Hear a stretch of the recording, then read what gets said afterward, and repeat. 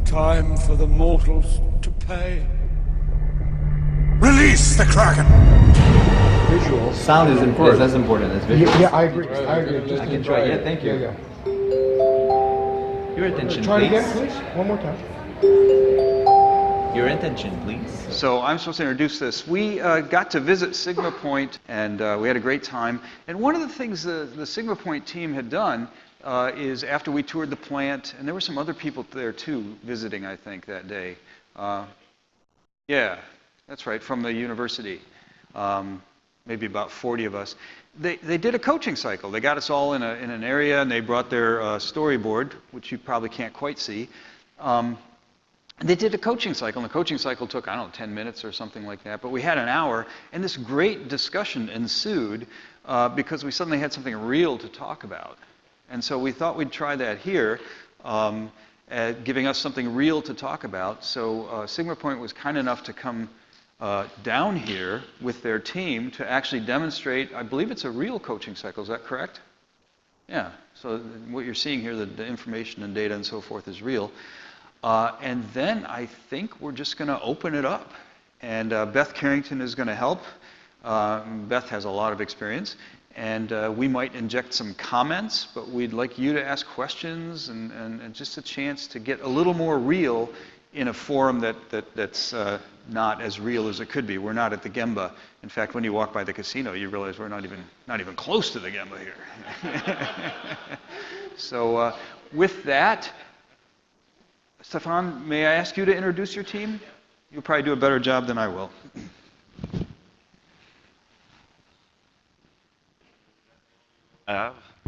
On this is to present the team. So yesterday we were talking about the Gemba management structure, so I'm pleased to present you today our Gemba management structure of VS1, which is Fred Garin, the value stream manager. We have Melanie Kitts, which is our value stream coordinator, and Rob Joffrey, which is our link specialist supporting as a second coach. Welcome them. Good job. Well, I guess I could still say good morning, so good morning, everybody. Good morning. First, I just want to say I really loved all the different presentations from yesterday and today, so very moving and very valuable for me to take back. What we're going to do today is a very brief description of our storyboard and tying it into our Gemba management structure, continuous improvement structure, and how we involve people. Just to give an overview of some of the things that they're doing, and then we jump right into that live kata. Okay, so let's roll. Okay, so you'll see here we have a great photo, and again, that's Fred, who's our value stream manager of VS1, Melanie, who's a VS coordinator, and Sean, who's not here today. He's our group leader. And I just want to read this statement to you to open it up, and it's the only thing I'll read, but I think it's very important to us. We spent a long time writing it. So, with the philosophy of doing as a form of learning, through people development and empowerment, the organization creates a culture of new scientists that will enable rapid change at all levels of the organization to meet the company's goals and visions. That's our true north. So that's why. That's our why. Okay, so everything we're doing and everything that we describe, I'm going to spend 10 minutes talking about, is how. And everyone has their own journey of their how. Okay, but really that's the power that we're after. Okay, so now we'll get into some nuts and bolts. Okay. So some of the how. We have a challenge that doesn't go away, okay, and we keep cranking up the temperature on it, and that's our continuous improvement structure, okay. What we've done is we've directly integrated Kata. In fact, Kata is used throughout all the elements of the structure, so it's almost one and the same. But these 6 elements we use to measure, Steph talked about them a little bit yesterday. I'll go through them very briefly. So there's the Gemba management structure. We see our Gemba team for VS1 here. What we're doing is we're saying first, you got to really ensure that you have the right positions identified within the organization. Then you have to make sure you have the butts in the seats. Okay, you have to have them staffed. Okay, but more importantly, do the people in those positions understand their roles and responsibilities? And then on top of that, Are they geared towards people development? Are they geared towards continuous improvement? Okay. After that, we have visual management and standardized work. There are two elements to the way we're measuring them, but they're sort of integrated together. So real brief synopsis of it. Is the tasks, is the duties, is the work understood? Is there a standard? Once there's a standard, can we see that standard? Can these great folks easily see what is happening in their operation, in an office, in production? And more importantly, do the people doing that task understand what the expectations are and when they can't meet that expectation? That obviously leads to the other element, the next element that builds off of that, that's our Jidoka or stop the line process. So you could sort of see it as a ladder now, right? So what we've done is we've put a great team in place. They understand their roles. The work is understood and can be seen. Now we could stop the line. Now we can start to capture the opportunities. And what is that? That's more fuel for our Kata. Okay, so that's a big element of it. The outcome of all of this is really leading to our goal. So I love this statement I hear from Dan and Steph and stuff about their dream.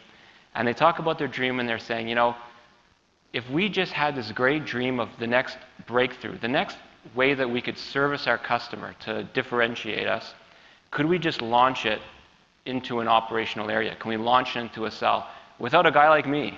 Okay? Because there's only going to be a few guys like me in the company. Would the people in the cell be able to reach that challenge on their own, to learn, to break through? Okay? So that's the last element. That's where we're going. So now we'll just get into the 4 steps quickly, the way that we translate it into our storyboard. So quick synopsis. In all cells, work areas, what we basically do is we have a storyboard that connects these elements. Okay? And for a challenge, we have a fun picture. So that's Stefan and Fred, and they're doing the hug, handshake, whatever you want to call it, of the challenge. Okay? So, okay. There's a whole story behind it. There's a whole structure behind it. We're not going to go through every detail. But really what we have is we have a very defined, logical, Hoshinkanri strategic deployment group at the executive level. And they're looking very long-term, and they're trying to understand how to differentiate ourselves, what are their long-term goals going many years out. That gets translated down through a systematic approach to the point where we start to get to the 1-year initiative. And then from the 1-year initiative, we start to say, well, now we have something that we can apply in a future state value stream map. And what we're doing there is we're translating that goal into process targets, into something more tangible. We may not be able to achieve them right away. They're still out there. They're a year away. They're in that challenge zone. But there's an understanding of what we want to measure against as a long-term challenge. And from that, we also have our challenge statement. Often in a value stream, we can have a challenge that will affect many cells. It's possible that the challenge may change a bit between the cells. They're all aligned to the strategic goal. Okay, so we got our challenge. We know where we're going. Now we have Sean here. Sean's a funny guy. He walks around smiling all day. I asked him to take a photo, and he wouldn't smile for me. So I actually asked him to picture everyone in the cell naked, and then he smiled. Okay, so that was the trick for Sean. He's a great guy. So you could see him, you know, with the time study kind of model here. And just a quick word, because you're gonna, you know, for those who haven't maybe practiced Kata a lot, you're gonna hear during the live cycle a lot of numbers, a lot of different measurements. It takes a long time to get to that point. It's the learner's journey. So the only thing I really wanted to talk about the current condition that we've learned, experienced at SigmaPoint, is this current condition is really important. And it's really easy to try to rush through the current and target and jump right away to experiments, okay? During this phase, that relationship between the coach and the learner is really developing. The trust is really developing. The 5 process steps in a production, they're very obvious, but even in an office area, they're this path to learning the process and exchanging. And by doing that, it really has set up that foundation to move forward. So I just wanted to highlight that. And this is Marissa, okay? So Marissa's our second group leader that we added to the cell as the cell grew. And she's just starting out, so it's really, really exciting. And you could see the light bulbs going off. But anyways, she's here simulating a block diagram. So for the target condition, the next phase, we're basically following the instructions that we read in the book. We're all in our learning journey. And we're really doing that basic kind of catch-ball approach to it. So the main point I want to raise here is that you'll see that our targets, again, are very measurable targets, and they're very close to what measurement we were using at the current condition, unless we really learned that we needed a new one. The reason why is because it's very easy for us to have a translatable goal.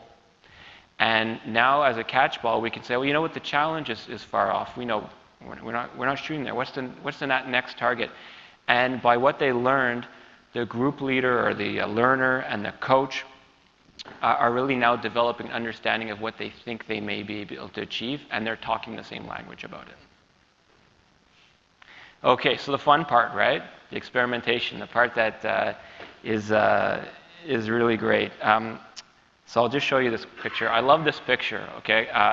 This is Barb, Marcel, and Vicky, okay? So what I wanted to show here, why do I love this picture? It's because for us, when we talk about an army of scientific thinking people, we're not just talking about the people that were doing that procedural kata. That's our learning tool for them to develop, and often they'll expand beyond that tool and they just start practicing kata without even knowing they're practicing kata, which is fantastic, okay? But the people in the cell are not going to go and do a procedural kata every day. They're going to be providing value in different ways in producing the product, okay? But we want them to contribute because they are the greatest resource. And that statement, the reason why it meant so much to us is because that statement is embodying what they provide us, okay?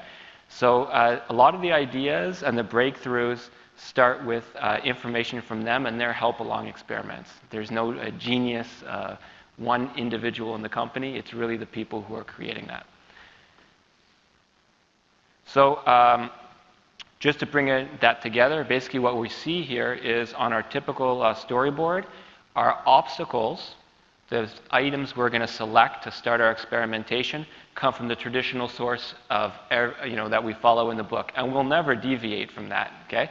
We have a new process. We have exploratory obstacles being identified during our tests. We have hypothesis obstacles. We never change that. What we have done is added, let's call it a third layer, okay? And what that third layer is a judoka process source of obstacles. So those who are familiar with judoka process, it's a stop the line process. We didn't invent this, right? This is a common practice. But basically what we're doing is, and if you recall the connection to that standard and that visual management, and now maybe that new target condition as a source, we're asking the folks in the cell, hey, whenever you have an abnormality, stop the line, pull the cord. Now we have a little, it doesn't look all that different than the mic here. We have a little button and it goes to an earpiece, okay? But it's the same idea. But the important points here is, what are they looking at? They're looking at all the key indicators in the process for which opportunities are going to arise, okay? So can we meet the customer demand that's shown in takt time? Can we follow that crazy work sequence that was defined, that we identified and thought would work well? What about quality, safety, the materials, anything to do with the machines? All of these items, they have an opportunity to identify when there's an abnormality. Immediately, the group leader comes running into the cell, comes, supports them, follows a 5-Gamba principle approach, but very importantly, identifies it as a judoka pull. So what we're saying here is we're not trying to create a big Pareto of pulls and obstacles, and we don't want to go to an office and do an analysis on how many times the nut bolt was twisted or something. What we're trying to do on the judoka pull is we're trying to say, is the tool working? Is the system working? If there was no judoka pulls, something is off. Our whole continuous improvement structure, the way we know it, something must be missing because it will never be perfect.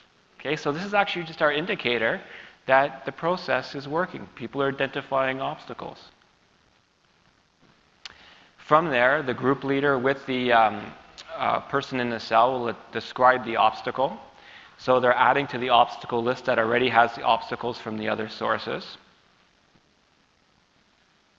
And then this thing pops up. So what this is an idea tag. So where did it come from? If you go back and you think of a traditional ideas program that is very frequently used, what we wanted to do is we wanted to sort of say, how can we bring the operators into the process, have them identify opportunities for improvement based on the company's long-term goal. So I think I did a lot of description of a top-down approach, right? With the strategic deployment going in, coming into the target all the way down. This is that bottom-up approach from the operator now responding to what they're seeing. Okay? So now the ideas that they're creating are generated based on the obstacles that are in their way from meeting the target condition and moving us forward. So they simply fill out an idea tag, and more fun begins. When that obstacle is worked on, the operator is directly connected with the experiment through the PDCA. Now they're not just handed a PDCA sheet and say, go experiment. There's coaching there. So the learner runs the experiment with the operator. They coach together, they learn, and other opportunities arise. But what we're really doing as part of this is expanding the scientific thinking, and also, to be selfish, these are the future leaders of our company. The people that are doing the work at this time in the cell, we see them as the future leaders of our company. So by doing this, we're automatically, continuously, daily encouraging them and training them, opening them up to take on that next step for them in the company. And that's it for me. So next you'll actually see a live Kata presentation from Fred as the coach, Mel as the learner, and I'll just stand beside them as the second coach. Okay? Okay, everybody. So we're going to do a live session now. We just received this board literally an hour ago. We had 50 centimeters of snow in Ottawa. So we didn't know what we were going to do, but we just got it an hour ago, so that's lucky we got that. Okay, Melanie, so you ready to start? Yep, that's okay. Good. So Melanie, what is the challenge? So our challenge is, wouldn't it be great if we could support all Excidian demand, 100% E4 increase, without compromising quality, cost, delivery, morale, and safety? Very good. Okay, and what is our target condition? So our target condition is in the cell, we want our attack timer set at 5 minutes and 5 seconds, which in turn will give us a planned cycle time of 4 minutes and 35 seconds. We want to run on 3 shifts. Our process steps and sequence in the cell, we have push line, wave, hand soldering, depanel, press fit, test, and mechanical. We want a batch size of 3 max. We want a total whip max of 7. We want to have 3 operators in the cell. We want the last operator exit cycle fluctuation to be plus 20%, minus 20%. We want to have our changeovers a target of 5 minutes, and our first pass yield a target of 95% or greater. We want our FBT, which is our test stations, to be below 4 minutes and 5 seconds. And we want to have an actual output in the cell of 70 signals per shift. Okay, fantastic. Now, what is our current condition? So our current condition is we do currently have the attack timer set at 5 minutes, 23 seconds, so we're not quite at our target for our attack time, which will give us a planned cycle time of 4 minutes, 51 seconds. We are currently using 3 shifts. Our process steps and sequence again in the cell is push line, wave, hand soldering, depanel, press fit, test, and mechanical.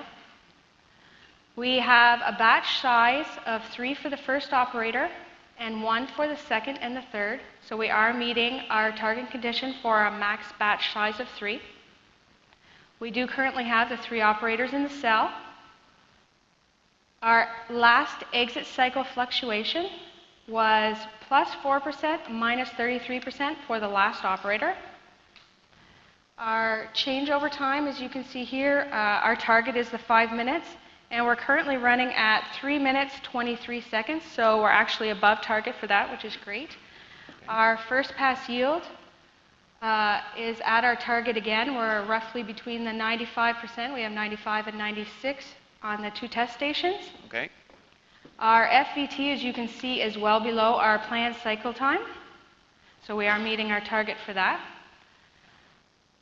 Our actual output, on average for nights we have 77 signals, on days 71, and on evenings 75. So again, we are meeting our target condition of 70 signals per shift. Cool. And all are performing at the same level too? Yes. Good. Okay, Melanie, so what was your last step? So our last step was to lower the batch size of operator 1 from 6 to 3. Okay. And what did you expect? We expected that this will decrease operator 1 variation by about 5%. Okay. And what actually happened? So by doing this, I'll show you my run chart from previous before we actually did the challenge. As you can see, the amount of variation for operator 1 to now after doing the test, we were able to decrease variation by 76% for operator 1. We were also able to decrease operator 2 by 1% and operator 3 by 21%. Wow. Okay, so what did we learn? So we learned that the higher batch size is causing more variation in the cell, and that the work content in the cell is not balanced. Okay, good. Did that iteration have any impact on throughput? Yes. On our previous, our daily unit output was 624 units, and we were actually able to bring it up to 741 units. Okay, good. And how did you measure that? How did you calculate that? So we have our thing here where, so we need available time and divide that by average cycle time. So our available time is 75,000. We divided that by 121, which was our average cycle time for the last operator. And we came up with 624. For our experiment, after we completed it, we were able to bring down the average cycle time for the last operator to 102, which in turn gave us more output and signals. Well done. Okay, Melanie. So what are all the other obstacles that are preventing you from reaching your target condition? So we have waiting for the wave to cool down. So different assemblies in the wave have different temperatures, so sometimes we have to wait for the wave to cool down. We have changeovers in the cell, so the operators between different assemblies need to get out different tools and different labels, so that's an obstacle. Okay. We have GPS test station issues. We're actually currently working with a PDCA on that with our test technician through the issues there. We have E3 test station fails, E4 test station fails, ICT fails. We have an E3 assembly that had some chassis that were getting damaged. We have one customer for 2028s. We were having solderability issues at the wave, so we were getting like a webbing at the end of the wave. Okay. We have high variation in the cell work content not being balanced, and the large batch size at the wave. Okay. And what obstacle are you addressing now? The cell work content not being balanced. Okay. And what is the next step? So our next step is to remove work content from operator 3 and give it to operator 2. Okay. And what do you expect will happen? I expect that this will change the cell into a pull system. Okay. And how do you think that will change it into a pull system? So as you can see, operator 3 has the most work content. So by taking some of that away and giving it to operator 2, we'll be able to decrease their work content and able to pull from operator 2 and turning it more into like a relay system or a pull system. Oh, cool. Do you know of anything that you can take from operator 3 now to give it to operator 2? Actually, from a work content perspective? Yes. I'll show you right here. We have an idea tag. We went into the cell and talked to the operators, asked them what they thought would be the easiest removable to go to operator 2. They came up with, it's a ground screw. But it's very easily done by operator 2, so we'll be able to do a relay system back and forth.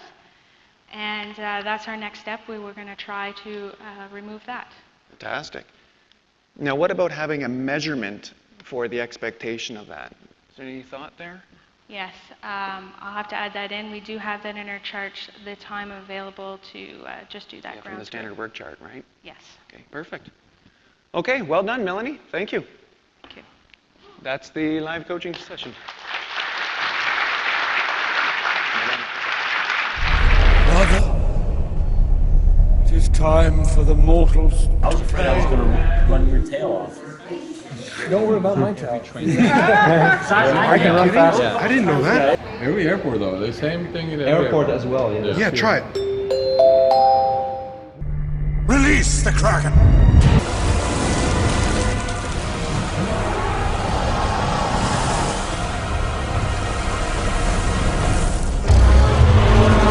When I was in Japan at Toyota, what happened was the team leaders have a call button. Yeah. The worker presses the button and says, I got a problem, you know. The team leader They come. hears a sound, a music. And he knows it's his sound. Yeah, that's right. It's Fantastic. actually a I love song, that. and he I love comes that. over, Well, and that's amazing. Every shop, every store, every business in Japan, Yeah. when they close, the Yeah. closing time, like 5 o'clock, they have this song. It's all redesigned. It's, what do you call this?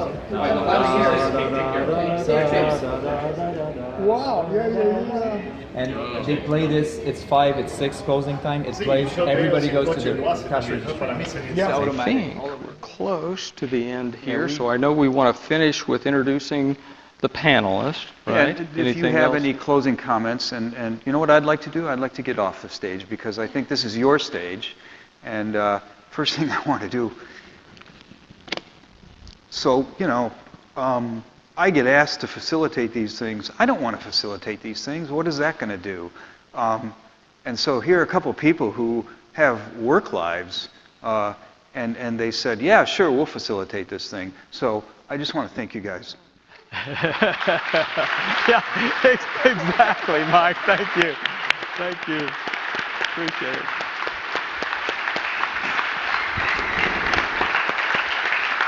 Well, it was absolutely our pleasure to be able to support Lean Frontiers, but really all of you.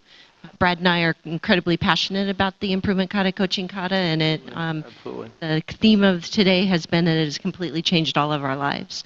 And so it is a part of everything that we do. I don't think any differently.